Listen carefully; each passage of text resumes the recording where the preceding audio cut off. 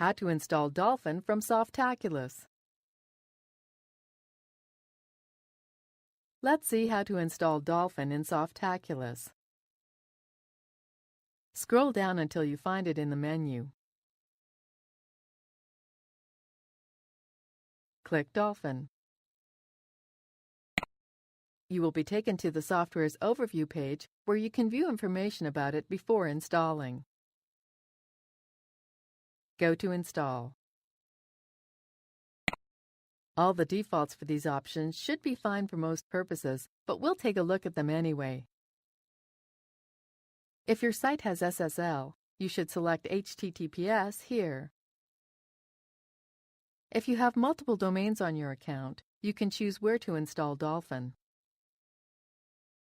The next two boxes allow you to set the directory and database name, which should not exist on the server yet.